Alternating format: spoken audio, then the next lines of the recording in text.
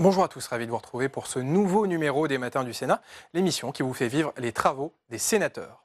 Vous allez voir aujourd'hui une table ronde organisée au Sénat en décembre dernier sur la compétitivité des ports maritimes. Les sénateurs ont entendu les principaux dirigeants du secteur portuaire français.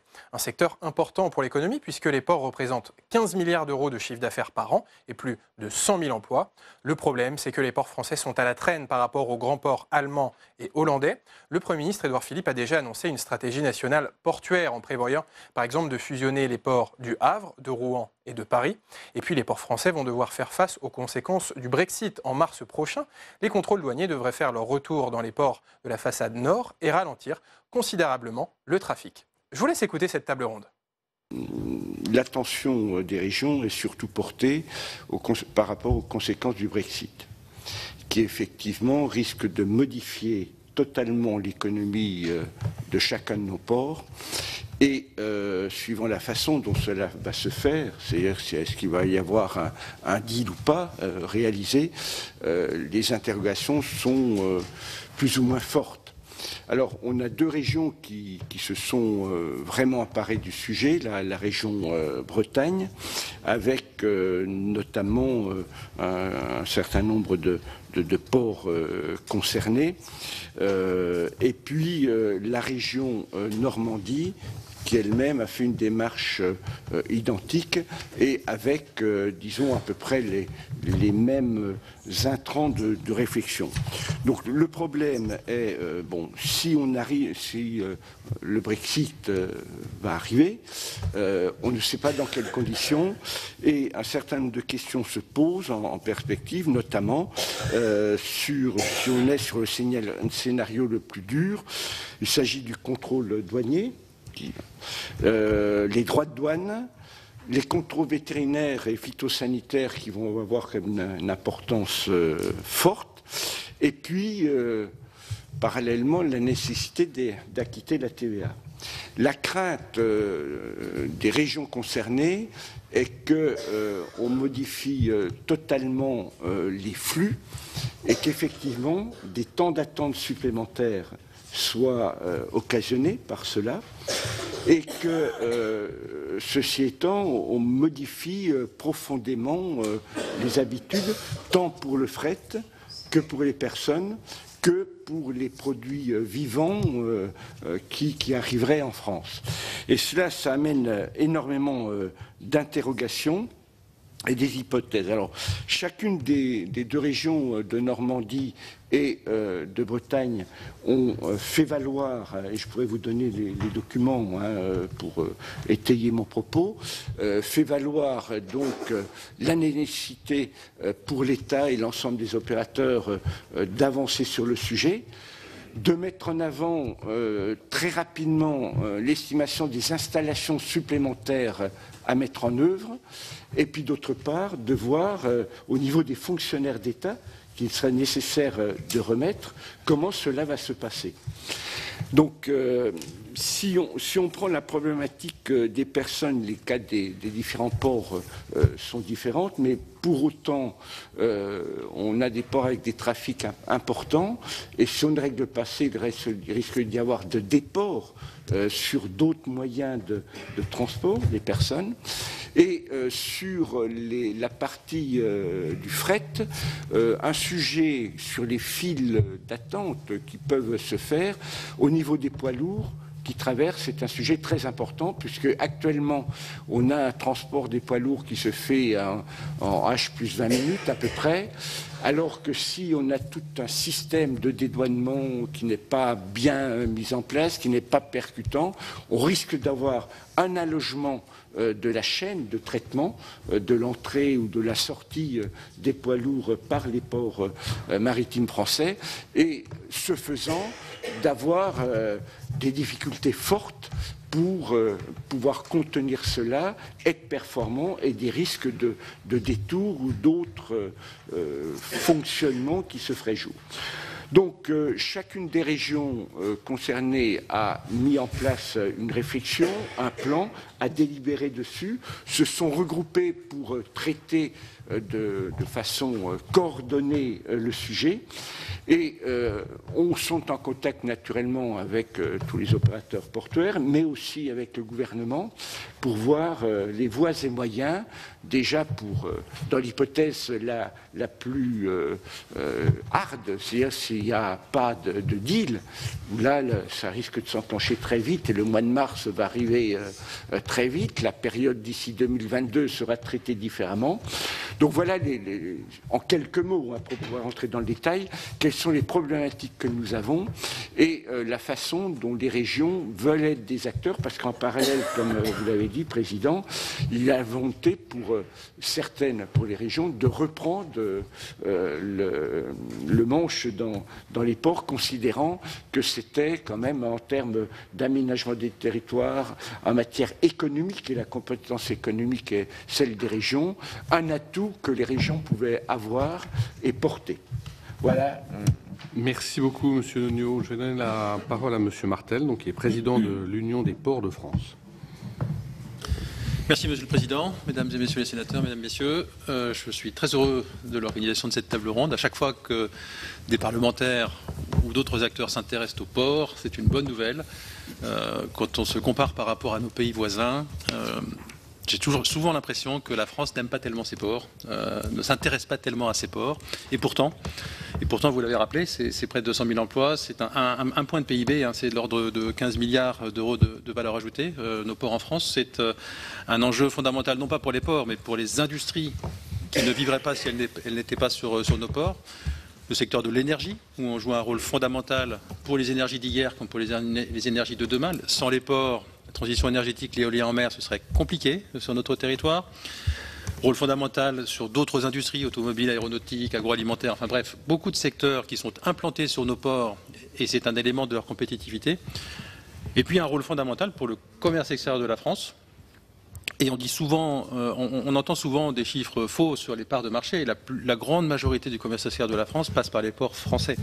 Toutes les exportations de produits agricoles du Grand Ouest de la France, toutes les exportations de produits chimiques de la vallée du Rhône ou de la vallée de la Seine, les exportations de produits de vins et spiritueux du Bordelais ou de la vallée du Rhône ou de la Bourgogne, les exportations de pièces détachées, de produits manufacturés de la région nord ou du Grand Est de la France, en très grande majorité, ces exportations passent par nos ports et la compétitivité de nos ports et au-delà de nos ports, des chaînes de transport est fondamentale pour l'activité économique de ces industries qui ne sont pas comptées dans les 15 milliards de valeur ajoutée. Ce sont des industries qui sont sur le territoire français. Et donc un rôle économique de mon point de vue, que l'on sous-estime assez souvent. Je voudrais profiter pour vous dire que les ports français ne vont pas si mal, je crois que l'inflexion de regain de compétitivité, elle est derrière nous, c'est récent, c'est probablement... ça fait 2 ans, 3 ans que nos ports reprennent des parts de marché, mais ils reprennent des parts de marché, aussi bien à Marseille que Le Havre sur les conteneurs. Nos ports reprennent des parts de marché. Pour Le Havre, vous pardonnerez de citer Le Havre, mais c'est le port que je connais le mieux. Ça fait 2 ans que nous sommes sur 5% de croissance des conteneurs pleins exportés ou importés. C'est bien plus que la croissance moyenne des exportations et importations de la France ou de l'Union européenne. Donc nous reprenons des parts de marché sur nos grands concurrents depuis quelques temps et nous reprenons des parts de marché parce que nous avons des atouts qui sont réels. Nous avons aussi des handicaps. Et donc le sujet, c'est pas de parler de ce qui va bien, mais c'est quand même de se focaliser sur ce qui va moins bien. Et donc si vous voulez... Alors, en plus, l'actualité, vous l'avez rappelé en introduction, se prête particulièrement à un débat sur les ports. D'abord parce que l'actualité brûlante, c'est le Brexit. Personne ne sait ce qui va se passer dans 3 mois. Vous en avez, M. Nognaud, parlé assez longuement. Je ne vais pas redire ce que vous avez dit, mais il n'est pas impossible que dans 3 mois, le Royaume-Uni soit un pays tiers, au même titre que le Zimbabwe. C'est-à-dire avec aucun accord. Et donc avec l'ensemble des contrôles à remettre en place. Alors l'impact sur le fonctionnement de nos ports serait dans cette hypothèse évidemment très important. Vous avez commencé à ouvrir le débat, je crois qu'on en parlera de façon un peu approfondie tout à l'heure, donc je ne vais pas m'étendre sur cette question, mais on a un sujet de très court terme qui concerne une partie de nos ports, ceux qui sont situés entre Dunkerque et Brest, pour faire simple, sur la façade atlantique, donc des grands ports d'État, mais aussi des ports qui sont de la responsabilité des collectivités et pour lesquels cette activité transmanche est une activité absolument fondamentale, essentielle pour la vie de ports de moindre importance que Dunkerque, Calais ou Le Havre. Deuxièmement, on est dans une actualité brûlante parce que les ports ont occupé une place très importante à l'occasion du dernier comité interministériel de la mer au mois de novembre. C'était déjà le cas l'an passé. Des annonces fortes ont été faites par notre Premier ministre à cette occasion.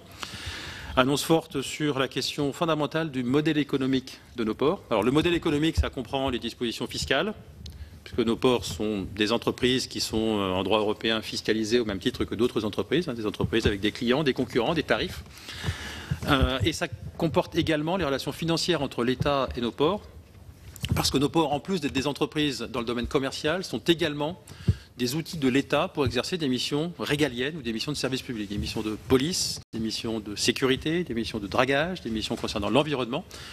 Toutes missions qui, dans d'autres pays, pour dire les choses très clairement, qui, dans nos ports concurrents, sont le plus souvent prises en charge partiellement ou totalement par les pouvoirs publics, que ce soit les autorités locales ou les autorités centrales. Et donc on est dans une situation où finalement, pendant longtemps, les ports français ont pris en charge, sur la base de ce qu'ils percevaient de leurs clients, des missions régaliennes, et où ça ne peut plus durer parce que la concurrence est de plus en plus forte, nos principales recettes qui sont quand même liées au secteur énergétique s'amenuisent, et la fiscalité s'alourdit. Pour des raisons de décision européenne ou nationale du Conseil d'État, nous sommes aujourd'hui soumis à l'impôt sur les sociétés et dans des conditions qui restent à définir à la taxe foncière. On parle potentiellement de plusieurs dizaines de millions d'euros, de quoi mettre à mal le modèle économique des ports. Donc on était très inquiets de ça. Je crois qu'on avait vraiment été entendu par le gouvernement avec des annonces fortes au moment du CIMER sur les conditions d'entrée en fiscalité de nos grands ports maritimes. Reste, vous savez que le diable est dans les détails et que certaines administrations de l'État sont vigilantes, et donc reste à transformer concrètement dans la loi, dans les textes et de façon pérenne les annonces politiques qui ont été faites. Je crois qu'on est vraiment sur un tournant important du modèle économique des ports. Les autres sujets, je m'étendrai moins dessus. Il y a eu la question de la décentralisation qui a été ouverte par le gouvernement avec une main tendue aux collectivités territoriales, notamment de la façade atlantique.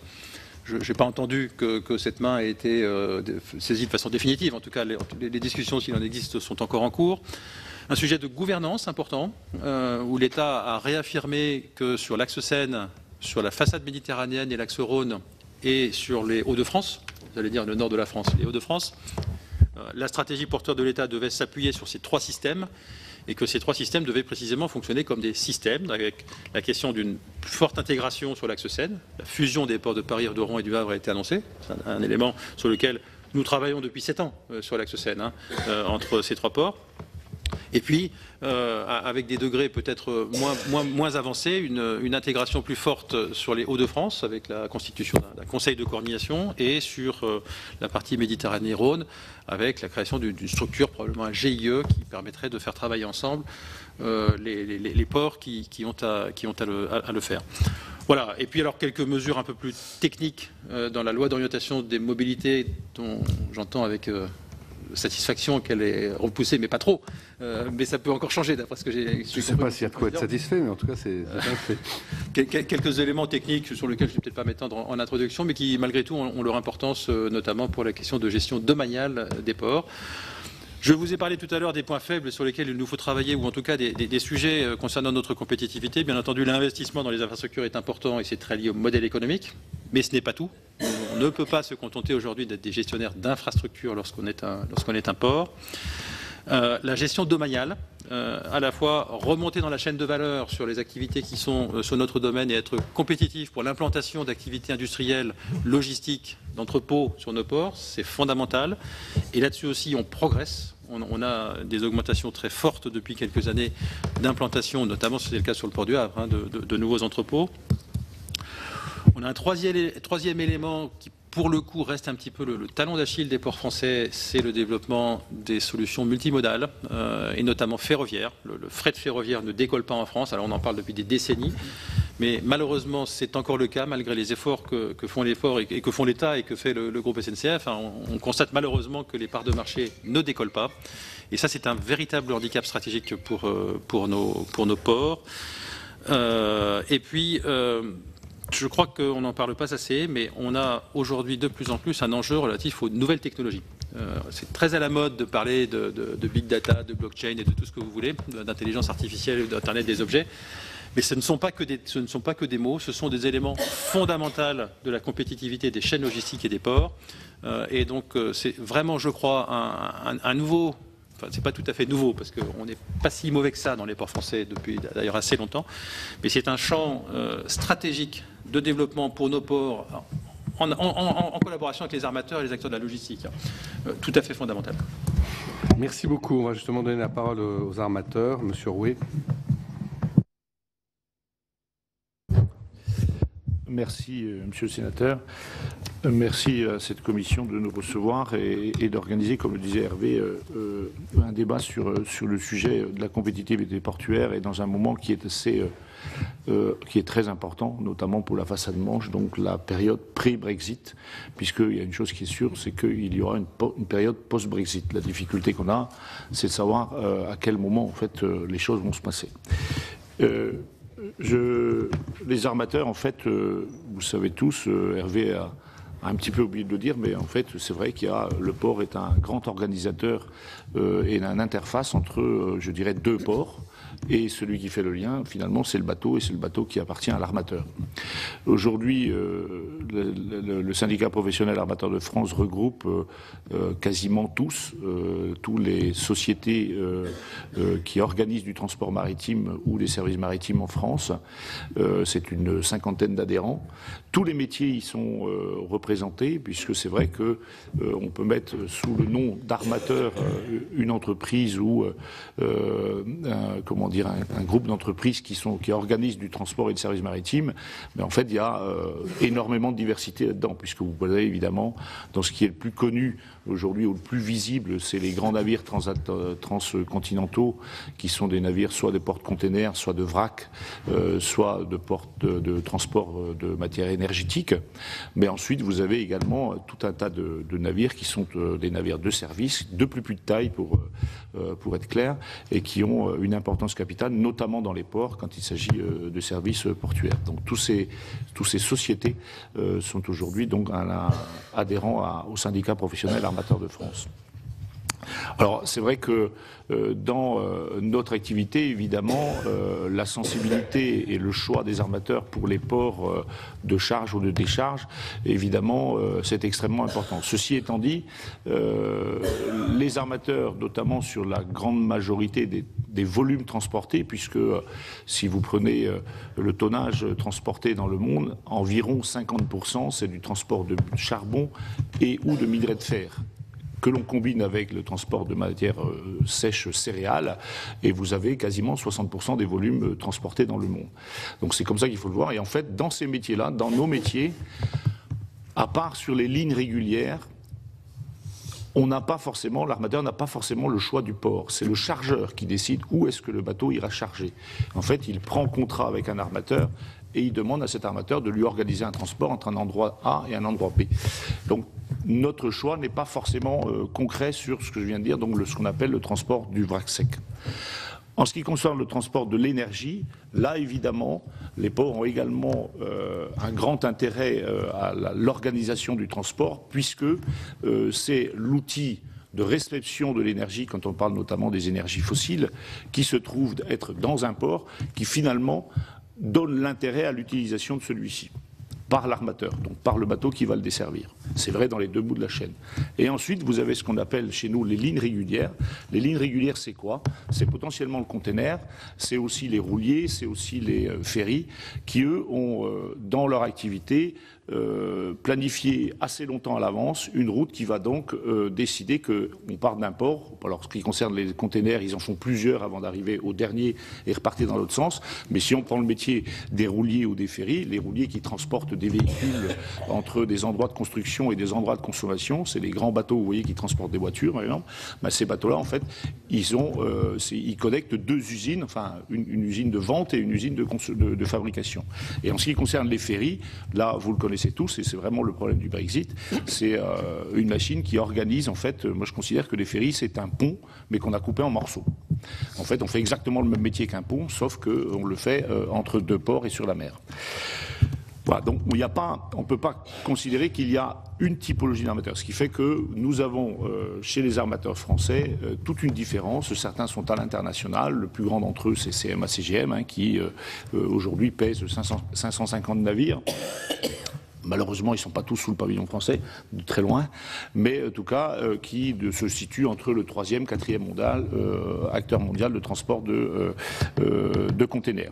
Et ensuite, vous avez d'autres sociétés comme la société Bourbon, société qui est dans notre package, la taille numéro 2, le deuxième armateur en taille chez Armateurs de France, et qui lui est spécialisé justement dans les métiers de service essentiellement, métiers de service donc au offshore et notamment sur tout ce qui est donc forage pétrolier ou gazier en mer. Ensuite, vous avez une autre société de grande taille qui est la société Louis Dreyfus Armateur et qui elle justement est sur le métier du vrac sec essentiellement, donc transport de minerais de charbon et ou de fer et ou de céréales. Voilà. Donc, si je voulais vous dire ça, c'est parce que, en fait, le commerce ne se décrète pas. Et les places commerciales ne se décrètent pas, mais elles s'organisent. Et c'est vrai que ces organisations passent par un maillon qui est le port et qui a évidemment un intérêt à être le plus compétitif possible, puisque, évidemment, les coûts payés par les armateurs et quelque part contractés par leurs chargeurs clients, évidemment, font partie du choix de la décision d'utilisation de tel ou tel port. Ensuite, c'est vrai que la deuxième partie de l'organisation du marché, c'est évidemment les équipements disponibles, puisque ce que je viens de vous dire, les navires ne peuvent pas forcément utiliser tous les ports ou tous les équipements des ports. Ils sont adaptés pour tel équipement et si le port n'en bénéficie pas, évidemment, il ne peut pas être une porte d'entrée ou une porte de sortie pour ce navire. Donc, c'est vrai que l'intérêt qu'on peut trouver en France, et ça a été dit bien avant moi, et on l'a entendu Hervé et moi des dizaines de fois, c'est que la France a une chance inouïe, c'est sa façade maritime.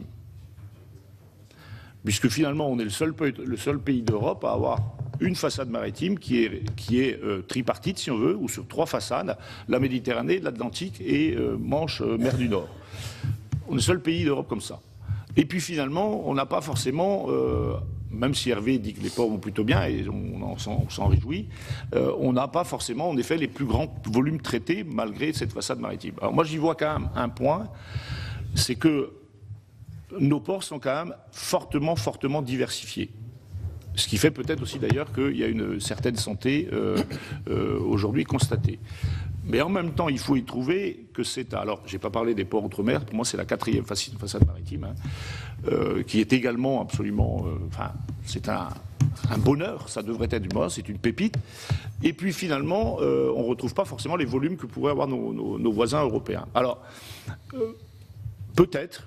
Et je pense que le gouvernement prend des décisions majeures. Et sur la gouvernance, en effet, peut-être qu'on a besoin d'un régulateur par façade et ou par secteur, l'axe Seine en particulier. Pourquoi ? Parce que on a plutôt l'impression, nous, chez les armateurs, que les ports, je vais utiliser une phrase qui n'est pas très commune, se tirent un peu la bourre. C'est-à-dire que tout le monde veut essayer d'attirer le client. Or, on n'a pas forcément un besoin de service sur toute la façade Manche, de Dunkerque à Roscoff, équivalent dans tous les ports. D'accord ? Et donc c'est plutôt, on le voit plutôt dans les annonces du CIMER que Hervé vient de détailler, on les voit plutôt en tout cas les armateurs comme un bien, parce que il faut essayer d'organiser donc le commerce, et évidemment la difficulté que les armateurs pourraient connaître, c'est d'avoir des suréquipements, et ces suréquipements pèsent sur les coûts, donc sur les facturations qui leur sont faites. Donc le fait qu'on ait un organisateur qui soit un peu plus concentré, à mon avis, et une gouvernance, comme l'a dit Hervé, ça va dans le bon sens. Alors évidemment, puisque j'ai cité la façade Manche, j'irai rapidement sur le sujet du Brexit. Vous avez dit, monsieur le sénateur, en préambule, que nous risquons d'avoir un changement. Moi, il y a une chose qui m'a été dite depuis que le 26 juin 2016, c'est pas que nous risquons d'avoir un changement, il va y avoir un changement. Pour avoir rencontré Michel Barnier m'a dit « Monsieur Rouet, ne vous attendez pas au statu quo. Sauf si les Anglais feraient volte-face Et aujourd'hui, c'est un petit peu la discussion qu'il y a à Londres, à savoir si oui ou non on réorganise un référendum, pour savoir si oui ou non on confirme la décision du 26 juin. Mais s'il n'y a pas ce référendum, l'article 50 étant actif, il y aura une sortie du Royaume-Uni de l'Union européenne. Alors après, la grande question, c'est est-ce qu'elle va être organisée ou est-ce qu'elle sera inorganisée? Donc moi, je n'utilise pas le mot de Brexit dur, ça veut à peu près rien dire, mais inorganisée, avec ce que je viens de dire, le commerce ne se décrète pas, il s'organise. Évidemment, s'il n'y a pas d'organisation de sortie, on a un énorme problème. Pourquoi est-ce qu'on a un énorme problème? Hervé l'a pas dit, mais en fait, la façade Manche, en effet, sur le commerce entre le Royaume-Uni et l'Union européenne, la façade Manche française, c'est le premier et de très très très loin organisateur de ce business et de ces échanges. Je prends 2 chiffres. La compagnie que je préside, Brittany Ferries, nous avons ouvert une ligne en 1986 entre Ouistreham et Portsmouth. Il y avait à l'époque, en 1986, 600 000 camions qui traversaient la Manche avec leurs roues, c'est-à-dire le système du ro-ro. L'année dernière, la dernière année de progression, puisque 2018 est en régression, il y a eu 4 800 000 poids lourds à utiliser ce service avec Eurotunnel compris. On l'a multiplié par 8 en un peu plus de 20 ans. Et pourquoi ça s'est fait comme ça? Grâce à la fluidité du système. Donc ce que je dis moi, c'est attention danger pour les ports français, et tout ce qui s'y rattache, comme le dit Hervé, parce que, de toute façon, comme on est très très majoritaire sur ce business, il y a 9 chances sur 10 qu'on en perde un peu ou beaucoup. Donc, et quand je parle de ça, je viens ensuite à la fonction maritime des choses, pardon. Timing? Oui. La fonction maritime des choses. 11 minutes, donc on est un petit peu loin des 7 minutes. D'accord, je m'arrête tout de suite. Et la deuxième partie des choses, c'est qu'en plus, il se trouve que nous sommes fortement majoritaires en matière de navigants français au bénéfice de ce service. Là aussi, attention danger, c'est pas sûr que dans 10 ans, si on se revoit, ce soit la même chose. Merci beaucoup. On va terminer ce premier tour de table avec M. Trift, donc, qui est sous-directeur des ports et du transport fluvial. Merci Monsieur le Président, merci d'avoir mis effectivement l'agenda, la question portuaire devant cette commission. Je voudrais juste rappeler quelques fondamentaux et revenir un peu aux bases des ports finalement. Et qu'est-ce que finalement la France, quel rôle veut faire jouer la France pour ces ports? Est-ce qu'il veut finalement que ce soit uniquement des établissements publics ou est-ce qu'il veut vraiment en faire des actifs stratégiques? Je pense que la réponse donnée par le Premier ministre lors du CIMER a confirmé cette ambition qu'il souhaite véritablement considérer les ports comme des actifs stratégiques, comme des éléments essentiels pour assurer des offres, des solutions logistiques pour les exportateurs français. Un seul chiffre, vous l'avez rappelé en introduction, les ports, c'est 15 milliards d'euros, 130 000 emplois directs.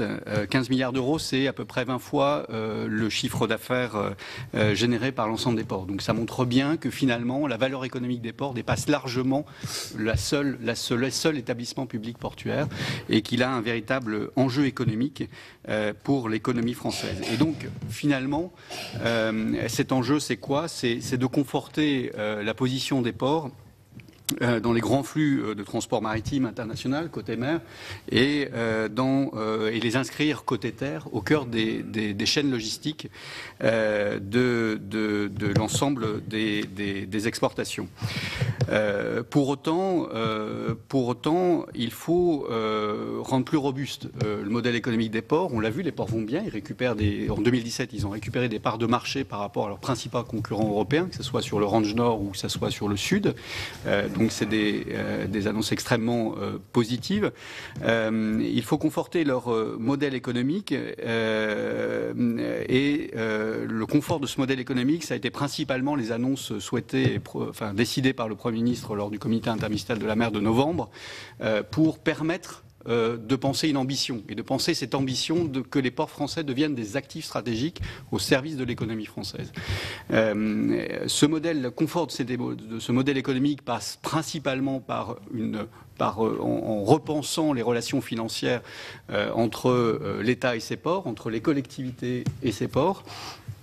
Que ça soit sur la fiscalité, Hervé Martel en a décrit quelques éléments, que ça soit sur le meilleur financement des missions régaliennes exercées par les ports, donc pour le compte de l'État, mieux compenser ces missions régaliennes, c'est notamment à travers le projet de loi de finances aujourd'hui, je pense qu'il y a des avancées extrêmement positives dans ce domaine-là.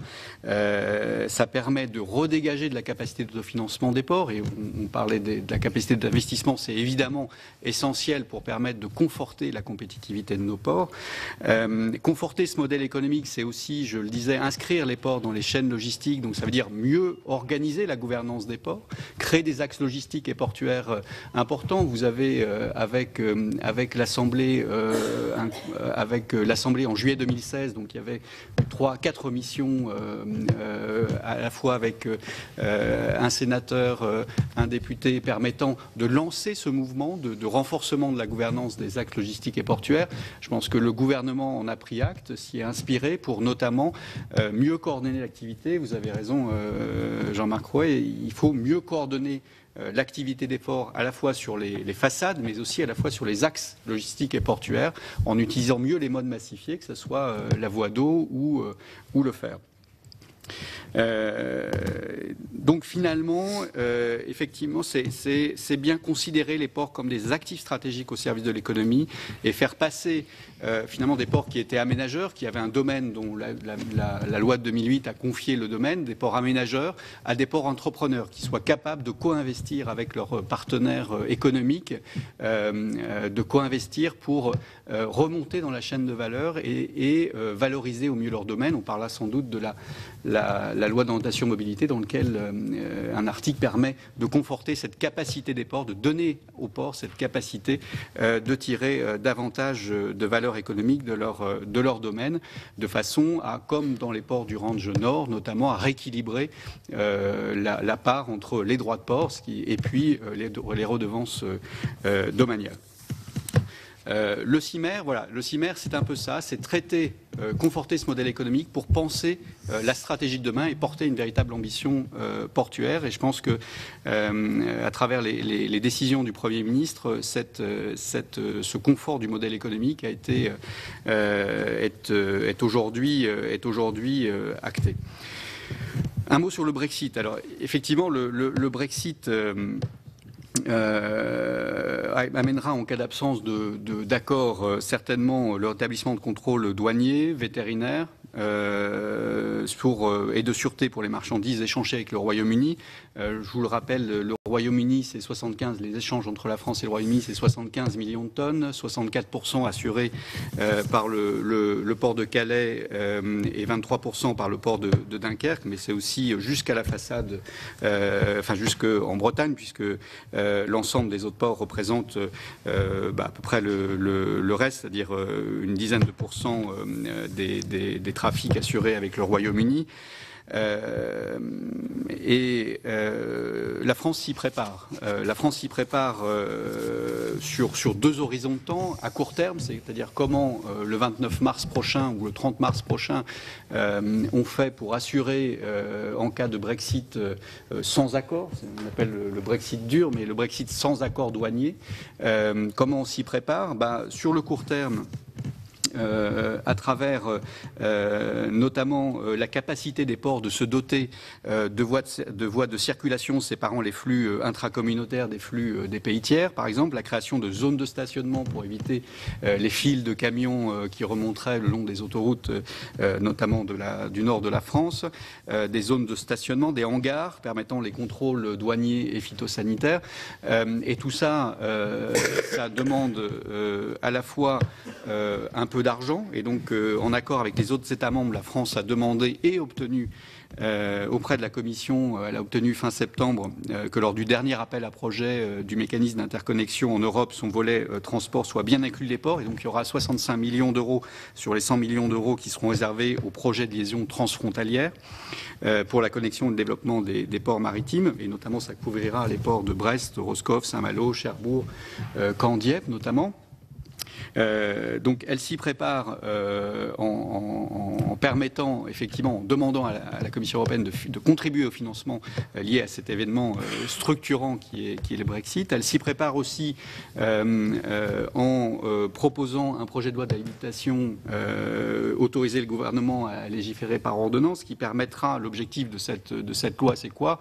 Il est assez simple, c'est-à-dire pour être prêt au 30 mars, c'est comment on réduit l'ensemble des délais permettant de faire les aménagements que je viens de décrire tout à l'heure, à l'instant. Et donc, en raccourcissant les délais en termes de permis de construire, en raccourcissant les délais en termes d'autorisation pour les bâtiments de France, en raccourcissant les délais en termes d'instruction environnementale. Et donc, cette ordonnance, véritablement, a pour objectif de permettre d'être prêt sur les aménagements au 30 mars en compressant tous les délais d'instruction qu'on connaît en matière environnementale, construction et notamment bâtiments de France. Donc l'idée, c'est d'avoir des aménagements portuaires opérationnels au 30 mars 2019 qui permettront d'avoir des services de contrôle capables d'opérer, capables d'être armés 24 heures sur 24 et 7 jours sur 7, puisque c'est le modèle de fonctionnement aujourd'hui des ports de Calais et de Dunkerque. Voilà ce que je voulais vous dire. Peut-être juste un mot sur, maintenant qu'on a conforté le modèle, enfin, conforter le modèle économique des ports, peut-être aujourd'hui il est possible de penser à la stratégie. En deux mots, finalement, il faut conforter la compétitivité de nos ports. Aujourd'hui, on a des bons résultats. Confortons cette compétitivité. La transition énergétique, elle est fondamentale. Donc, c'est offrir aux armateurs, notamment la capacité de développer les bateaux, les navires fonctionnement au carburant alternatif, donc électricité à quai, gaz naturel liquéfié.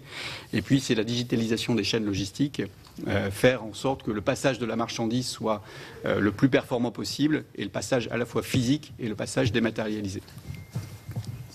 Merci beaucoup, Monsieur le Directeur. Je vais tout de suite donner la parole à Michel Vaspart. Je pensais que vous alliez au rapporteur, excusez-moi. Je vais commencer. Juste un mot, et ça s'adresse au ministère.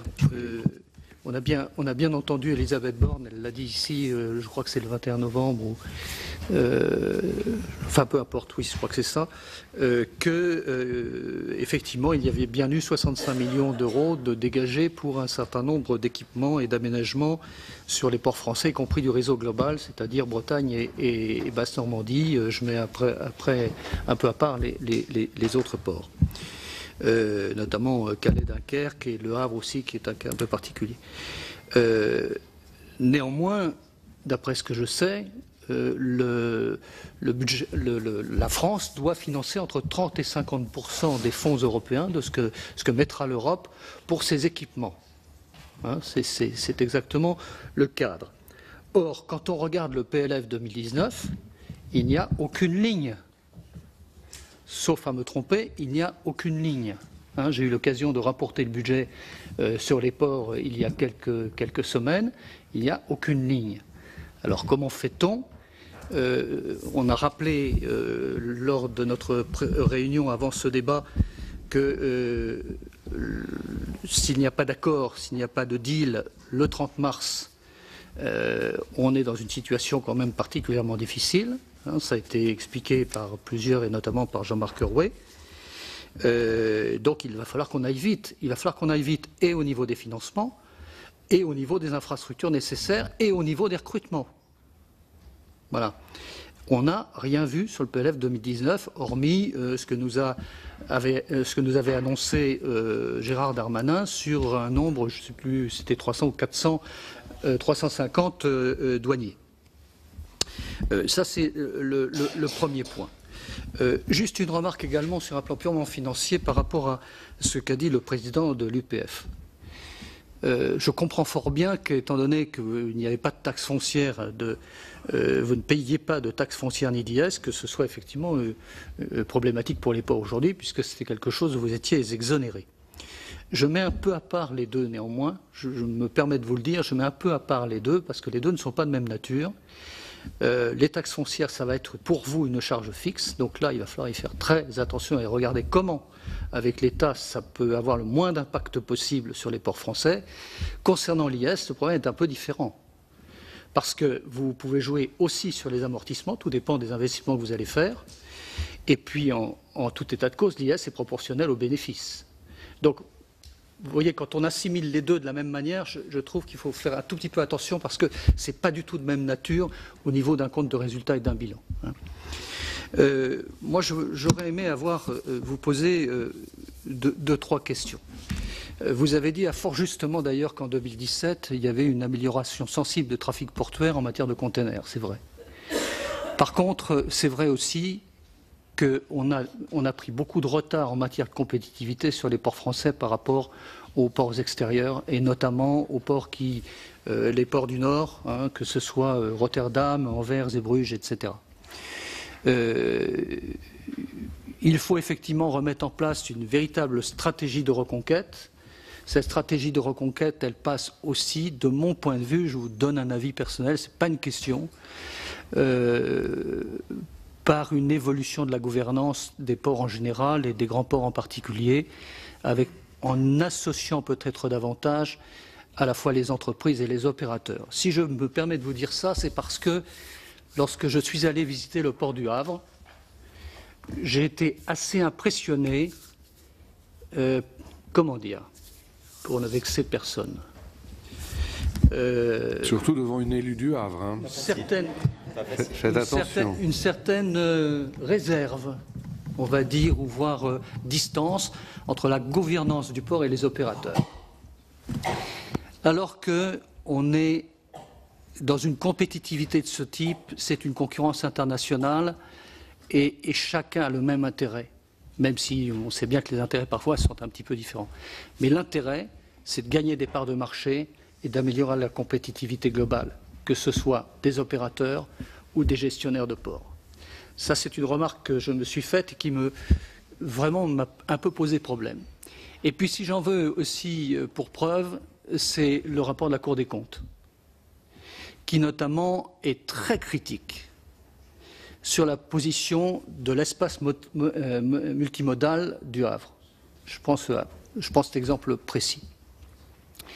Et il semblerait, sauf erreur de ma part, que avant que ce ne soit construit, il y avait un certain nombre d'opérateurs qui étaient très réservés sur l'emplacement. Et il s'avère aujourd'hui que cet emplacement-là, il semble qu'il pose un certain nombre de difficultés. Concernant le réseau ferroviaire, alors c'est vrai que si on n'a pas d'intermodalité au niveau de nos ports, on met nos ports en grande difficulté. Alors là, je partage complètement votre avis. Il faut qu'on puisse, à la fois par le fluvial et à la fois par le ferroviaire, évidemment, évacuer les marchandises qui arrivent sur nos ports. Sur le fluvial, on a quand même aussi, et là je m'adresse au gouvernement, quelques difficultés en matière d'entretien. Ça a été dit, et je sais que notre président en a été, comme Gérard Cornu, également saisi. Je l'avais été, moi, au moment du rapport de l'an passé, par Voies navigables de France, sur l'état des écluses, notamment de certaines écluses, qui mettraient en grande difficulté ce transport fluvial si véritablement elles étaient en panne ou où on était obligé d'arrêter le trafic sur plusieurs mois pour la rénover. Donc on a un problème d'entretien là-dessus. On a un problème. Alors il semblerait, moi je parle sous toute réserve, mais il semblerait qu'on ait un problème également sur le ferroviaire à cause d'un certain nombre de nœuds qui ne sont pas réglés. On en parle notamment souvent du nœud de Lyon. Voilà, donc c'est des observations. Je crois qu'il faut que nous avons, on le dit souvent, le deuxième territoire maritime du monde. Et quand j'entends dire certains parler de deuxième puissance maritime du monde, attention, c'est pas vrai du tout. On a le deuxième territoire maritime du monde. On n'a pas la deuxième puissance maritime du monde. Et c'est bien dommage, et je pense qu'il va falloir qu'on se redresse, retrousse les manches, et que collectivement, que ce soit les ports, que ce soit l'État, que ce soit les élus locaux notamment, puisqu'il y a un certain nombre de ports qui sont maintenant sous compétence régionale, il va falloir qu'on se retrousse les manches car on a véritablement de grandes plus-values à aller chercher, de grandes valeurs ajoutées à aller chercher, et je ne crois pas qu'on mette tout à fait tous les moyens, c'est plutôt une observation qu'une question, tous les moyens nécessaires pour gagner ce pari. Merci Monsieur Vaspart. Monsieur Mandelli, rapporteur du très attendu projet de loi d'orientation des mobilités. Merci Monsieur le Président de me donner la parole.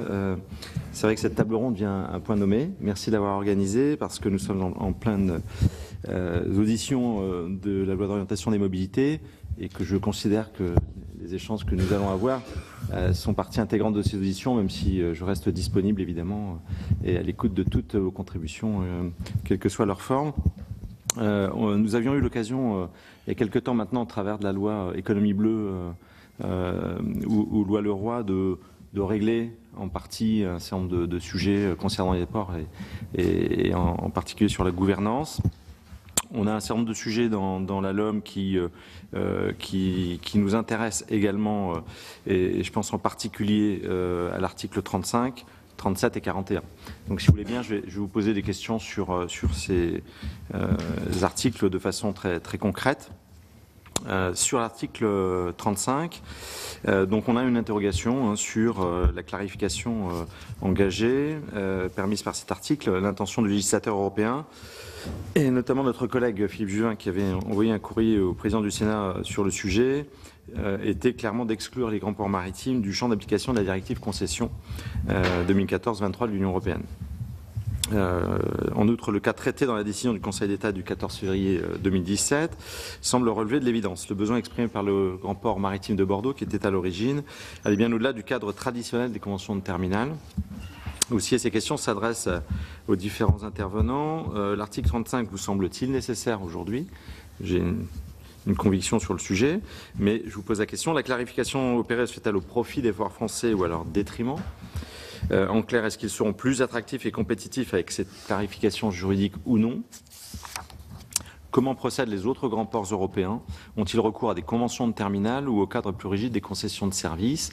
Et puis il y a la période intermédiaire d'attente entre l'adoption de la loi LOM et aujourd'hui qui pose problème à un certain nombre de ports.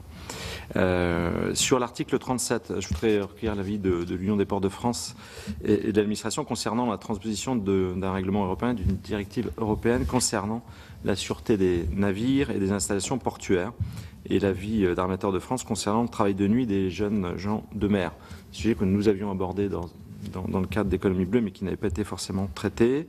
Sur l'article 41, il faut observer qu'il y a un certain nombre de mouvements aujourd'hui dans les ports. Je souhaiterais que vous nous en disiez un peu plus. Et ces mouvements sociaux liés aux annonces du Premier ministre, qu'en est-il aujourd'hui? Quelles sont les craintes ou revendications exprimées par les dockers?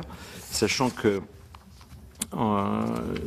les dispositions de l'article 41 font tirer les conséquences de choix passés. En particulier, je me tourne vers mon voisin, collègue et ami Michel, par la loi du 8 décembre 2015 sur leur statut. Michel avait été rapporteur. Je souhaiterais que vous reveniez pour chacun sur les éléments qui concernent la dissolution de la caisse et des bureaux centraux de la main-d'œuvre, qui sont prévus dans ce cadre, qui jusqu'à aujourd'hui ne font pas l'objet de réactions particulières, mais j'auditionnerai les syndicats assez rapidement, puisque c'est tout à l'heure. Au-delà, certains sujets ont été régulièrement évoqués dans l'actu, mais ne font pas l'objet de dispositions dédiées dans la loi d'orientation des mobilités, même s'ils ont figuré à un moment donné dans les 220 et quelques articles initiaux, qui aujourd'hui ont abouti à 44 articles. 54 avant les mouvements gilets jaunes, entre guillemets, et 44 aujourd'hui. Donc, qu'en est-il de la fusion annoncée des ports de l'axe Seine à Repin, qui devait être effectuée à travers cette loi? Je souhaiterais en particulier recueillir l'avis de l'Union des ports de France. Ces ports sont regroupés depuis 2012 au sein du groupe d'intérêt, donc à Repin. Le Premier ministre a annoncé son intention de pousser plus loin leur intégration et de demander au Parlement une habilitation à légiférer par ordonnance. où en sommes-nous aujourd'hui, puisque ça ne figure plus dans la LOM. Plus généralement, comment mieux associer le transport fluvial, qui a été évoqué, aux infrastructures des ports maritimes, le fameux Interland français, la connexion des différents modes. Enfin, je vous indique que vous pouvez, bien sûr, je l'ai indiqué en introduction, mais faire part de toutes vos remarques, contributions dans le cadre de cette loi mobilité qui arrivera devant la Commission et en séance en début d'année. Au mois de mars. Voilà, premier trimestre. Voilà, aux dernières informations. Messieurs, je vous propose de répondre déjà aux questions du président du groupe d'études et du rapporteur, avant que je donne la parole à mes autres collègues. Qui répond en premier? Allez-y, je vous sens prêt à répondre. Donc, très rapidement, donc, vous avez parfaitement raison sur la distinction à faire entre la taxe foncière et l'impôt sur les sociétés. Une autre distinction est que d'ailleurs ce ne sont pas les mêmes bénéficiaires. Dans un cas, ça va dans les caisses de l'État, dans l'autre cas, dans les caisses des collectivités territoriales. Et une autre différence très considérable, c'est que dans la plupart des cas, la taxe foncière que nous acquitterions serait refacturable aux entreprises privées qui occupent le domaine.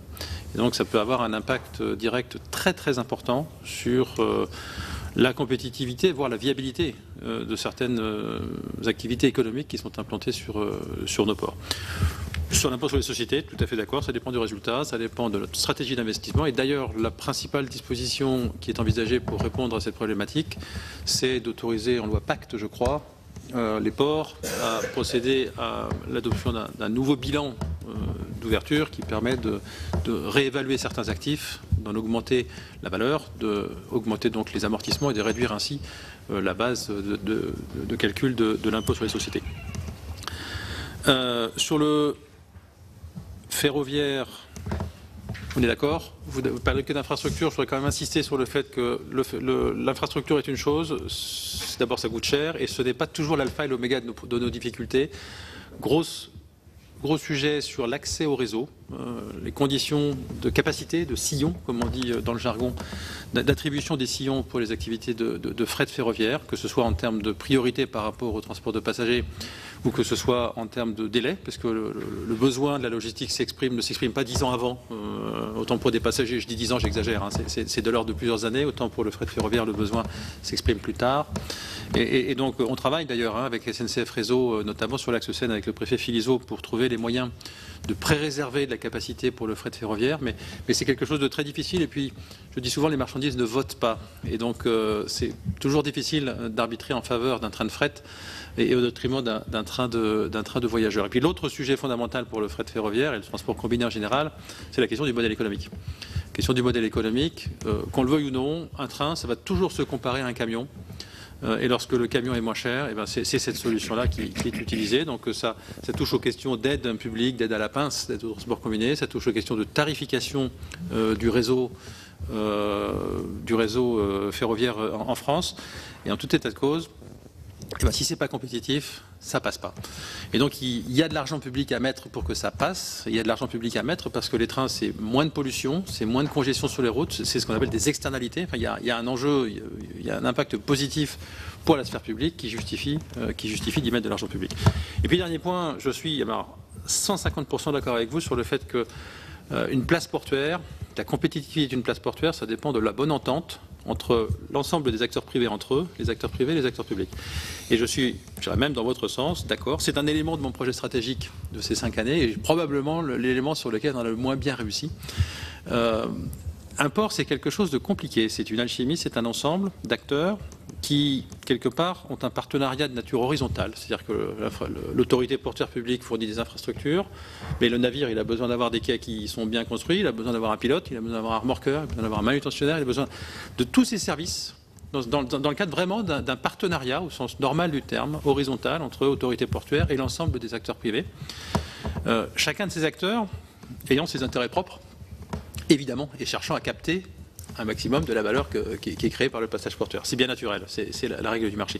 Un port, c'est aussi un partenariat de nature verticale, où on a une autorité portuaire qui est chargée de défendre l'intérêt général, qui dépense de l'argent public, et qui est chargée de défendre l'intérêt général. Et on sait bien que l'intérêt général, ce n'est pas la somme des intérêts particuliers. Et que donc cette autorité publique dans un port, de mon point de vue, elle doit elle a sa justification. Elle doit exister pour s'assurer que l'argent public est bien dépensé et qu'au global, la politique d'ensemble, elle se fait au profit de l'intérêt général et pas uniquement au profit des intérêts particuliers qui sont sur le port. Alors c'est un peu philosophique ce que je vous dis, mais on trouve une application très concrète à cette question dans la question de l'article 35 qui a été évoqué par votre voisin de gauche. Et donc c'est toute la question du pouvoir de régulation de l'autorité portuaire sur les activités qui se tiennent sur le port. Trop de régulation, c'est moins de compétitivité. Pas assez de régulation, c'est un défaut de politique publique, de portage de politique publique et d'efficience finalement de l'investissement de l'argent public. Alors la Cour des comptes comme l'Inspection des finances ont très clairement écrit toutes les deux que la loi de 2008 était allée trop loin dans le désintérêt des ports aux opérations, en fait, que les ports n'étaient plus du tout impliqués dans les opérations et qu'il y avait la nécessité de revenir vers plus de régulation, plus d'implication de l'autorité portuaire au bénéfice de l'intérêt général, tout en veillant à ne pas casser la compétitivité. On voit bien que c'est un petit peu la quadrature du cercle. Transition finalement avec la question de l'article 35. On est sur du domaine public et c'est une bonne chose, je crois qu'il ne faut pas que ça change. Mais ça implique qu'on a des règles de gestion du domaine public qui ne sont pas parmi les règles les plus souples. Le Code général de la propriété des personnes publiques, c'est quelque chose qu'il faut faire avec, on arrive à faire avec, mais voilà.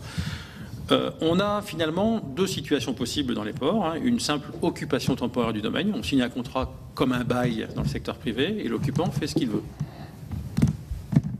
Et puis on a à l'extrême, de l'autre côté, la possibilité de dire, voilà, sur ce terrain-là, je souhaite trouver un opérateur qui va faire telle activité et qui va le faire le mieux possible, de la façon la plus compétitive possible, parce que moi j'ai moi-même investi beaucoup pour ça, que l'espace est rare, que j'aurais pas la place de mettre 50 acteurs en concurrence, il y en a parfois 1 ou 2 ou 3 ou 4 même en France entière. Et donc on doit s'intéresser aux conditions de production du service qui est rendu. Et là, c'est bien le régime de la concession, ou dans l'esprit où on rejoint la nécessité de réguler cette activité lorsqu'on est dans ce deuxième cas de figure. Alors, dans les ports français, avant que les concessions n'existent, que la directive concession ne sera traduite en droit français, ne soit transposée en droit français, le Code des transports dispose de règles particulières. Depuis longtemps, ça s'est appelé des conventions d'exploitation de terminal, puis depuis 2008, ça s'appelle des conventions de terminal. Et qu'est-ce que c'est qu'une convention de terminal? Finalement, c'est un objet très particulier qui dit il y a l'occupation du domaine, mais il y a aussi du contrôle, de la régulation sur la façon de faire, sur les objectifs de trafic, avec des sanctions possibles, etc., ce qui va au-delà d'une simple occupation du domaine.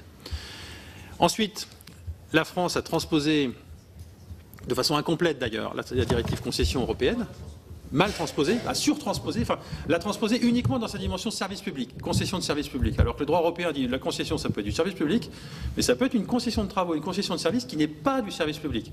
Un peu de régulation, mais pas suffisamment pour basculer dans le service public.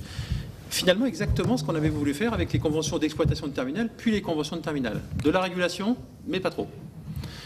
Et donc, la disposition qui est proposée en article 35, d'abord, c'est une disposition qui fait consensus entre l'Union des ports de France et l'Union des industries de la manutention, puisqu'elle a été rédigée sous le pilotage du ministère des Transports à deux mains, dans des conditions qu'on peut qualifier de pas tout à fait simple, on va dire, voilà. Mais on a convergé pour dire quoi? Pour dire finalement, une convention de terminal, ça peut être les deux. Ça peut être une occupation du domaine, simple, ou ça peut être une concession de service. Si c'est une occupation du domaine, on peut même faire un peu plus que ce qu'on fait d'habitude sur l'occupation du domaine. On peut avoir des réductions de domaine, de redevances domaniales en fonction du trafic. On peut traiter le sort des biens en fin de convention d'occupation, comme on le fait habituellement dans les concessions finalement, et comme on ne le fait pas habituellement dans l'occupation du domaine. Donc ça peut être une occupation du domaine améliorée, mais ça peut être aussi une concession de service, avec moins de contraintes que ce qu'il y a aujourd'hui dans l'ordonnance. C'est une ordonnance qui a traduit ça en France, puisqu'on propose d'enlever un certain nombre de contraintes, notamment tout ce qui concerne le contrôle de tarifs, tout ce qui concerne une transparence excessive sur les données internes à l'entreprise, données financières notamment internes à l'entreprise, toutes choses qui finalement sont pertinentes dans le cas d'un service public, mais dont on ne veut pas dans le cadre d'une simple concession. Ensuite, je dirais que c'est quand même très théorique, parce que vous avez une forme de continuité entre une convention d'occupation avec un peu plus de régulation ou une concession avec un peu moins de régulation.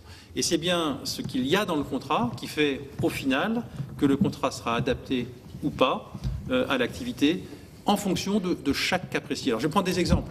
Si vous avez un Monsieur terminal Martel, je vais céréalier, peut-être vous demander d'être prendre deux exemples juste pour illustrer concis pourquoi c'est un sujet davantage, important. parce que j'ai beaucoup de sénateurs qui souhaitent s'exprimer. Peut-être que C'est les un autres sujet membres de très la table important. ronde veulent aussi apporter quelques éléments de réponse. Vous avez un terminal céréalier, un acteur qui est le seul utilisateur de ce terminal céréalier. Son intérêt, c'est que ça fonctionne. Pas besoin de régulation, simple COT, il est chez lui.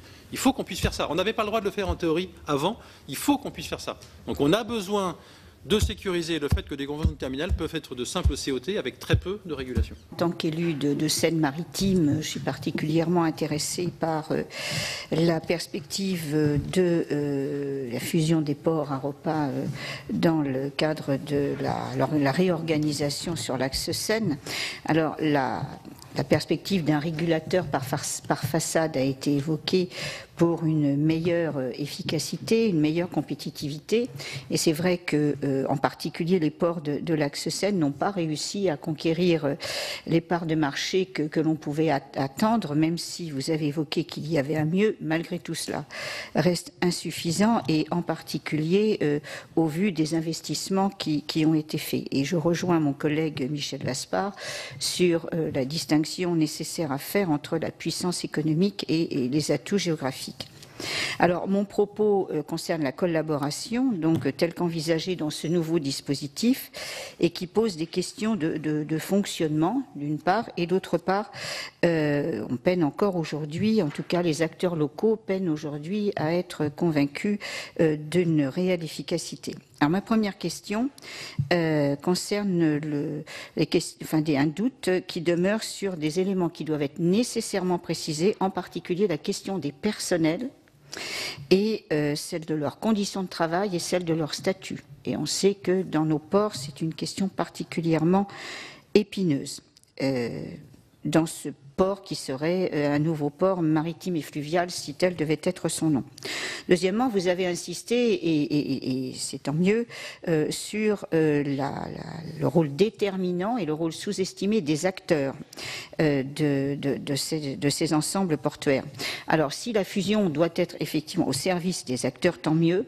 Aujourd'hui, il semble que la démonstration ne soit pas suffisamment faite pour les convaincre, en tout cas en local. Et enfin, en tant qu'élu de la métropole Rouen-Normandie, qui est un des deux aménageurs fonciers avec le GPMR, le Grand Port Maritime de Rouen, ces deux acteurs se posent des questions, puisque cela implique des flux financiers importants entre ces deux acteurs sur le local.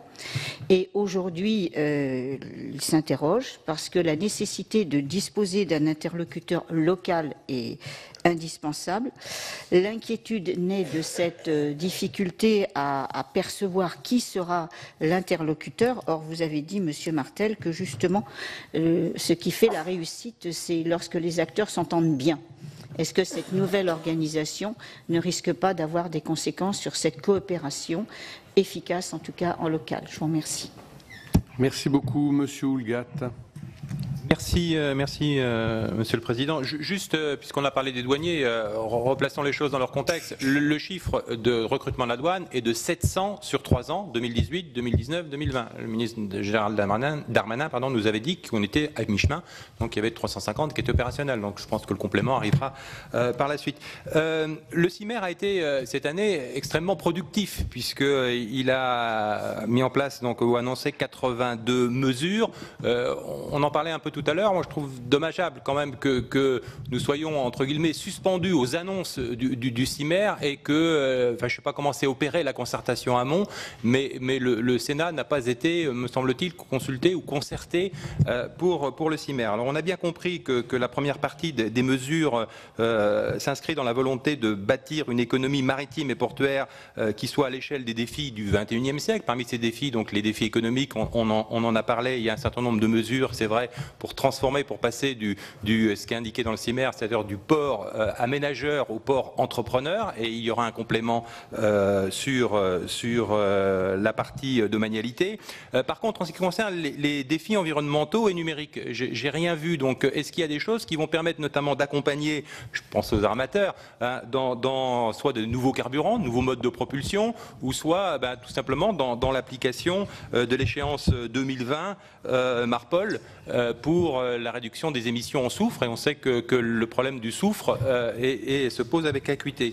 Et puis enfin, dernière question très rapide, en ce qui concerne les ordonnances du Brexit, pour contracter les délais qui sont inhérents à la réalisation d'infrastructures, qu'est-ce qui va déterminer les infrastructures qui vont être concernées par cette réduction des procédures? Est-ce que c'est l'assise foncière sur laquelle elles sont implantées, la domanialité en quelque sorte, ou est-ce que c'est le maître d'ouvrage en quelque sorte? Est-ce qu'un maître d'ouvrage privé pourra lui aussi s'exonérer des procédures et de les contracter au même titre que d'ouvrages qui seraient sous une maîtrise d'ouvrage publique? Merci beaucoup, Monsieur Canvet. Merci, Monsieur le Président. Brièvement, l'article 70 de la loi Pacte prévoit la possibilité de réévaluer les immobilisations corporelles pour les grands ports maritimes. Est-ce que ce qui est prévu semble satisfaisant pour les ports, d'une part? Est-ce qu'il faudrait étendre ce dispositif destiné aux grands ports maritimes à d'autres ports, en particulier les ports régionaux? Et puis, d'autre part, on a assisté en 2006 à la privatisation des autoroutes. Depuis 2015, à la privatisation des aéroports de Toulouse, Nice, Lyon et sans doute bientôt de Paris. Est-ce qu'à l'instar de ce qui a été fait pour ces infrastructures, ne faudrait-il pas faire évoluer le statut des grands ports maritimes, peut-être vers des sociétés capitalistiques plutôt qu'en établissement public? Et puis enfin, une dernière question pour Jean-Marc Rouet, patron dynamique d'une grande compagnie maritime qui emploie beaucoup de marins français, je tiens à le saluer. Lui demander, on a évoqué tout à l'heure la question des douaniers. Est-ce que pour ce qui concerne l'agroalimentaire, puisqu'on a besoin de contrôle sanitaire en la matière, de contrôleurs, est-ce qu'il y a aujourd'hui suffisamment de contrôleurs permettant d'assurer un bon acheminement et une bonne réception des produits venant du Royaume-Uni dans le cadre du Brexit? Merci beaucoup. Monsieur Chevrollier. Oui, merci Monsieur le Président. Très rapidement, une réflexion et deux petites questions. La réflexion, c'est que, compte tenu du décrochage des ports français, on voit bien l'impérieuse nécessité de la révision de la stratégie nationale portuaire, et c'est d'autant plus capital comme on n'est pas la deuxième puissance maritime, mais la deuxième surface maritime du monde, et ça c'est quand même un atout pour notre pays. Une question pour Monsieur Martel. Vous avez évoqué la blockchain et l'intelligence artificielle, mais vous l'avez simplement évoqué. Quelle est la place qu'elles occupent aujourd'hui et très concrètement dans vos ports? Deuxième question, à quelques jours de la clôture de la COP 24, quelles réflexions et quelles actions vous menez sur l'adaptation au changement climatique dans les ports, qui doit très certainement pouvoir être un facteur de compétitivité pour l'amélioration de la compétitivité de nos ports français? Merci. Merci Madame Préville. Merci Monsieur le Président, merci messieurs pour vos présentations très éclairantes. Alors, vous avez évoqué le fret. Le fret ne décolle pas. Donc, j'ai compris qu'il y avait des problèmes d'accès au sillon et que le modèle économique ne correspondait pas. Donc, est-ce que, malgré tout, les infrastructures d'intermodalité ne sont pas obsolètes, voire elles n'existent pas suffisamment? Où est la volonté vraiment, puisqu'on parle de transition énergétique et que ce serait vertueux qu'on fasse un peu plus appel au fret ferroviaire? Comment voyez-vous les aides ou les primes ou les incitations, voire les contraintes sur les financements et les investissements qu'on pourrait pratiquer afin qu'on puisse permettre à cette modalité de transport d'exister vraiment? Et après, j'ai une question concernant le Brexit. Quel est le pourcentage du trafic avec le Royaume-Uni? Sur ce trafic avec le Royaume-Uni, quel est le pourcentage de transit qui proviendrait d'autres pays?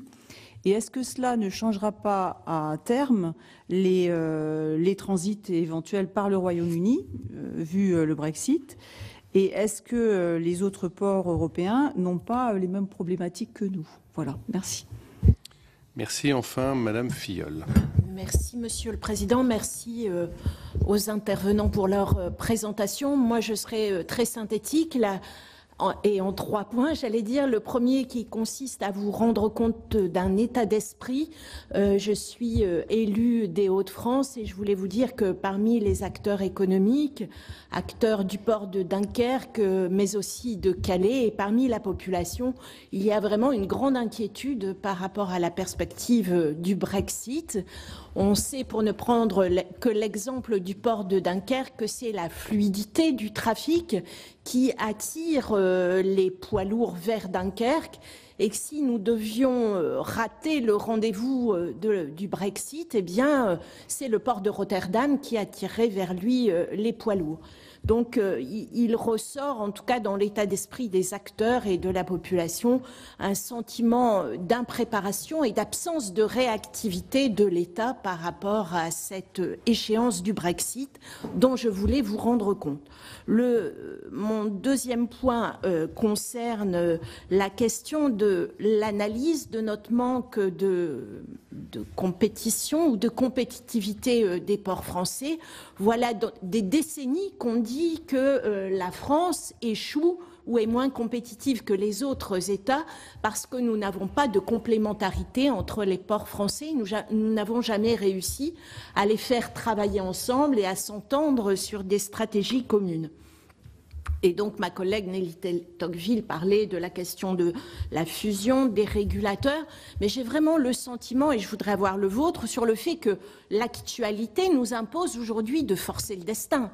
Il faut que nous allions plus loin dans ce domaine en matière d'entente entre les ports français pour être vraiment à la hauteur de la situation. Donc je voulais savoir quelle décision, ce que vous alliez faire pour aller plus loin dans ce domaine. Et enfin, je m'étonne, mais peut-être est-ce que je suis hors sujet, que nous n'ayons pas parlé de la pêche, qui est notre prochaine échéance. Il y a des ports de pêche aujourd'hui qui attendent de savoir comment nous allons cette fois-ci, j'espère, être à temps au rendez-vous, je crois, de juillet 2020 et de 2022 pour ce qui concerne la répartition des eaux territoriales. Merci. Je vais donner donc pour commencer les réponses la parole à Monsieur Nognaud, qui ne s'est pas exprimé en deuxième salve. Oui, je suis totalement d'accord avec ce que tu viens de dire, notamment les ports de pêche sont aussi très importants et même le Brexit peut modifier avec les eaux territoriales fortement cela. C'est un des aspects qui est souligné par les régions qui ont effectivement ces ports de pêche. Pour répondre un peu à M. Rouet, ce que j'ai voulu dire, naturellement, si le Brexit confirmé, je veux dire que ça pouvait modifier toute l'économie et notamment des pertes de marché significatives si on y prenait garde. Moi, je voudrais intervenir sur deux choses qui ont été abordées. C'est la chaîne de mobilité qui est nécessaire pour le fret et où effectivement là, quand on voit ce qui s'est passé au niveau de la logistique routière des camions, et la façon dont les nouvelles technologies ont modifié profondément l'économie. On voit que là, on est, en ce qui concerne le fret qui se fait à partir des ports et quand on est sur la partie terrestre, que ce soit par du fluvial, du fluestre, ou bien par des camions qui repartent, ou alors du ferroutage. Je pense que là, il y a un champ de travail important, et ce qui est important à voir, c'est quand même la maîtrise de ces flux et savoir comment ils vont être organisés. Parce que ça a été dit par plusieurs intervenants, ce qui est important, quand même, on n'utilise pas des structures pour le plaisir de les utiliser. Et on n'aura jamais le potentiel d'importation et d'exportation de pays plus peuplés, ayant plus de besoins, notamment quand il a été dit qu'une grande partie du commerce international était sur le charbon, ce qui n'est pas notre problématique énergétique principal en France. Donc on voit bien que le fait d'avoir une façade, 3 ou 4 façades maritimes importantes, ne veut pas dire que les besoins de transit par la France pour nous nourrir. Donc je pense qu'il faut savoir le dire, il faut pouvoir avoir organisé ces chaînes de mobilité de façon performante et réactive aussi dans le sens du développement durable. Alors, je voudrais quand même dire, je suis aussi membre du conseil d'administration de SNCF Réseau, pour dire que quand même, en matière de coût des sillons, alors on va voir comment ça va évoluer, mais actuellement, le fret n'est pas le plus défavorisé en coût de sillon. Quand on regarde notamment, si je fais parallèle avec les voyageurs TER, il n'y a pas photo. Et en ce qui concerne les autoroutes ferroviaires, bon, il y a le Calais-Le Boulou, il y a le Calais-Turin qui fonctionne, et il y a la volonté quand même de le développer et de l'intégrer fortement. Mais en France, on a beaucoup trop l'habitude de travailler en silo, chacun les uns à côté des autres, et en pensant que cela va se faire tout naturellement. C'est-à-dire que les contacts entre les différents modes de transport se font naturellement, aussi bien pour les personnes que pour les marchandises. Et la réalité est tout autre, et c'est justement à l'État là, avec l'ensemble des opérateurs qui peuvent contrôler, et les régions à être présentes à côté pour effectivement porter cette même parole. Donc voilà un peu ce que je voulais dire. Mais je partage autrement toutes les problématiques qui ont été données par les autres intervenants. Merci. Monsieur Trift, peut-être. Oui, sur les différents points notamment. Donc vous évoquiez la question de l'intégration des 3 ports de l'axe Seine au sein d'un même établissement public. Je pense que le fait de dire, et ça répond à votre question sur l'ouverture du capital des ports, je pense que le fait de dire intégration au sein d'un même établissement public fait que le caractère public aujourd'hui des ports n'est pas remis en cause. C'est-à-dire qu'aujourd'hui, les ports restent des établissements publics. Sur cette fusion, comme vous l'avez entendu sans doute de la bouche du Premier ministre, donc une période de concertation donc avec l'ensemble des parties prenantes, y compris évidemment les représentants des collectivités territoriales, des personnels, les représentants des acteurs du monde économique, seront consultés sur les modalités précises de cette fusion et puis sur les éléments à prendre en compte pour mieux associer les acteurs locaux aux décisions qui vont être prises ou qui les concernent directement.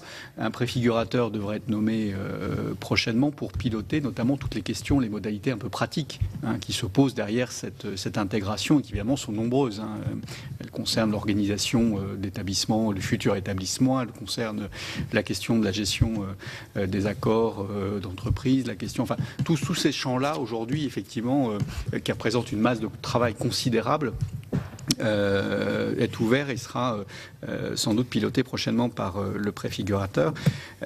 L'idée étant d'avoir un établissement complètement opérationnel souhaité par le Premier ministre au plus tard au 1er janvier 2021. Donc, il y a une période de concertation qui s'ouvre, enfin une période de discussion qui s'ouvre assez longue, permettant justement de régler et d'associer l'ensemble des parties prenantes pour la réussite de cette intégration qui, je pense, répond à un besoin, enfin, et à une demande des clients du port. Un mot sur le fret ferroviaire. Effectivement, donc l'aide à comme vous le savez, donc les plateformes multimodales sont essentielles. Il faut donc préserver d'ailleurs la question de la fiscalité est essentielle aussi sur les plateformes multimodales, sur leur modèle économique. Il faut qu'on y soit très vigilant d'avoir une fiscalité qui permette des plateformes multimodales, une fiscalité foncière notamment qui permette aux plateformes multimodales d'avoir un modèle économique et donc de favoriser le report modal vers des modes alternatifs à la route, vers les modes massifiés. L'aide à la pince, donc ce qu'on appelle l'aide à la pince, c'est-à-dire l'aide au transport combiné, donc est reconduite donc avec un même volume par rapport à 2017. Donc c'est une bonne nouvelle qui permettra de conforter les reports modaux. Concernant la question du trafic du Royaume-Uni qui passe par le Land Bridge. Je crois que c'était la question. Les chiffres, alors il est toujours difficile, hein, c'est des estimations puisqu'il est toujours difficile de séparer les flux, mais on estime que donc sur un trafic total, comme je l'indiquais tout à l'heure, de 76 millions de tonnes en 2017 avec le Royaume-Uni, ce qui provient de l'Irlande via le Land Bridge, c'est-à-dire les flux qui traversent uniquement le Royaume-Uni sont de 3,3 millions de tonnes, et sur les 2,8 millions de poids lourds, il y en a à peu près 120 000 qui empruntent ce Land Bridge. D'où l'intérêt essentiel de préserver des flux, par exemple, différenciés. On peut très bien imaginer que des camions soient plombés au départ de l'Irlande, traversent le Royaume-Uni et empruntent un flux qui passe pas par, qui ne soit pas soumis au contrôle douanier. Donc ça, c'est la séparation des flux. Est évidemment, les infrastructures associées sont évidemment essentielles pour maintenir la fluidité du trafic. Et oui, l'État se prépare puisque, comme je le rappelle, donc il y a cette ordonnance qui permet de raccourcir les délais. Le Premier ministre a nommé un délégué interministériel depuis plusieurs mois, Vincent Pourquerie de Boisserin, pour coordonner l'action des différents ministères, principalement le ministère de l'économie, le ministère des Finances, le ministère de l'Agriculture et le ministère des Transports, de façon à pouvoir maintenir le maximum de fluidité sur les ports français. Merci beaucoup. Je vais donner la parole peut-être à M. Martel. Oui, beaucoup de questions. S'agissant d'abord de l'intégration des 3 ports d'accès au Sénat personnel, je préfère et de beaucoup le terme intégration au terme de fusion. Il y a dans ce terme de fusion l'idée que ça disparaît. Or, les 3 ports vont continuer à exister. Il y aura toujours un port du Havre, un port de Rouen, un port de Paris demain. Simplement, ils seront intégrés dans un seul et même établissement public. C'est bien la stratégie qui doit être fusionnée. C'est bien probablement la gouvernance, les modalités de décision pour qu'elles soient plus en relation avec ce qu'attendent nos grands clients, les grandes filières économiques. Mais je dirais chacun des 3 ports n'est pas soluble dans cette réforme de mon point de vue. Deuxième chose, et c'est très lié, l'articulation entre le local et le global, c'est, je crois, toute la difficulté de cette réforme. Des grands acteurs, des filières industrielles, des filières logistiques nous disent mais c'est évidemment à l'échelle de l'axe Seine qu'il faut travailler. Quand on travaille sur la logistique, quand on travaille sur le BTP, quand on travaille sur l'agroalimentaire, sur l'énergie, sur la chimie, peu importe. C'est à cette échelle-là, et voire d'ailleurs une échelle plus large, que l'on comprend les phénomènes économiques et que l'on peut agir à un niveau stratégique. Mais c'est aussi à l'échelle de chacun des ports, à chacune des places portuaires, et ça rejoint effectivement, comme vous l'avez indiqué, la conversation que nous avions tout à l'heure sur la capacité à fédérer l'ensemble de la place portuaire. C'est bien à cette échelle-là qu'il faut fédérer les acteurs pour produire le service à l'échelle où il est produit concrètement au niveau de chacun des ports. Et donc c'est, je crois, l'une des grosses difficultés de cette réforme, c'est d'arriver à intégrer pour avoir une stratégie globale tout en conservant les spécificités et les forces de chacun des acteurs locaux. C'est un défi important, mais je crois qu'il faut relever, et qu'on essaye de relever d'ailleurs depuis 7 ans, puisque nous avons constitué ce GIE avec cette volonté de garder l'identité de chacun des ports, mais de travailler ensemble. Et c'est une étape supplémentaire, moi j'y crois.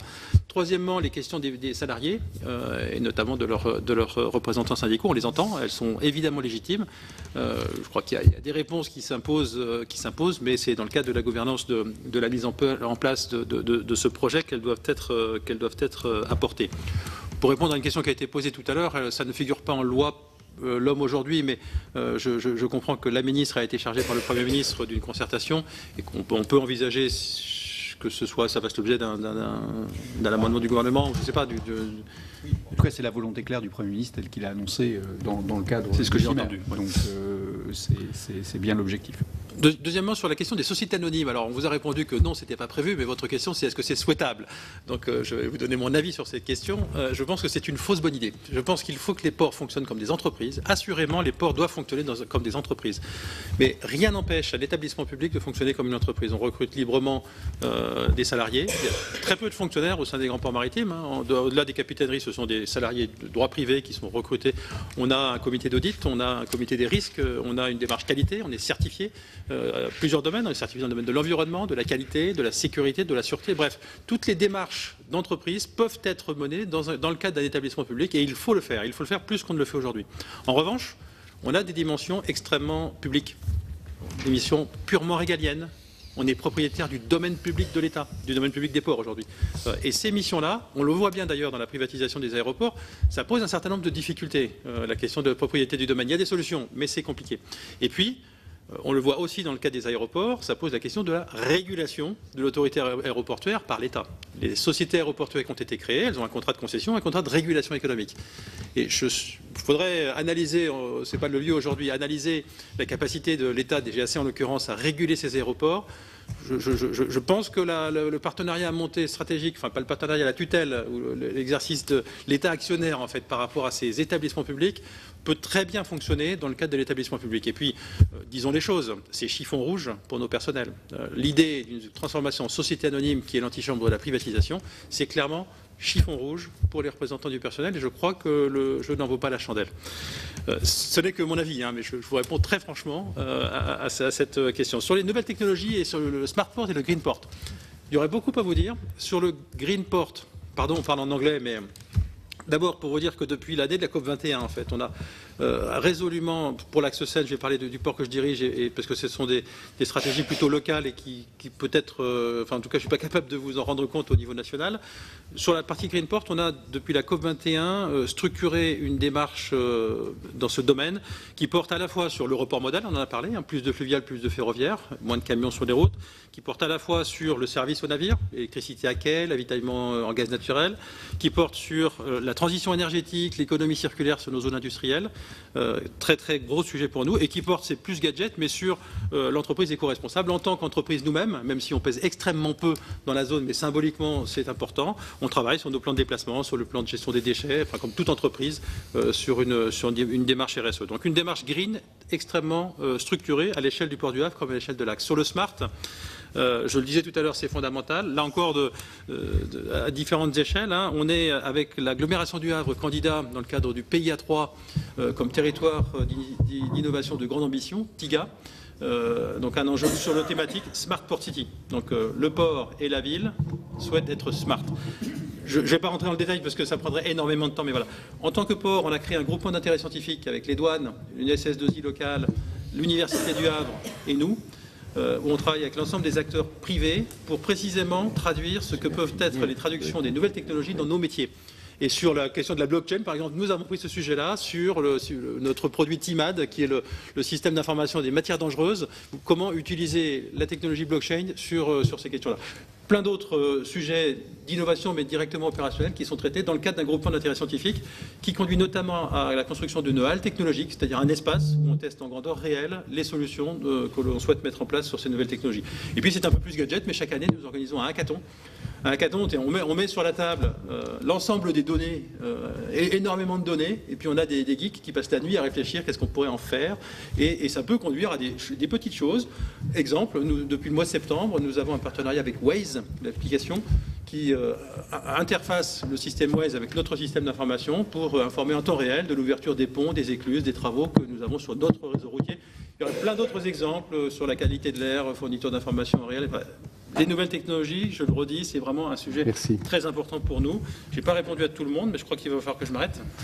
Je le crains. Si quand même un point important, madame, sur la fiscalité, sur le report modal, je crois que une bonne idée, ce serait de travailler sur la fiscalité, notamment taxe foncière, pour les plateformes multimodales. Je crois que c'est l'un des points sur lesquels on a une marge de progrès très importante, ou plus exactement, si on ne fait rien, on va dans le mur. C'était la table ronde du Sénat sur la compétitivité des ports maritimes français. Les dirigeants du secteur portuaire ont notamment évoqué les conséquences du Brexit sur les ports du nord de la France. Le Brexit représente pour eux des millions d'euros d'investissement en équipement pour gérer le retour des contrôles douaniers des deux côtés de la Manche.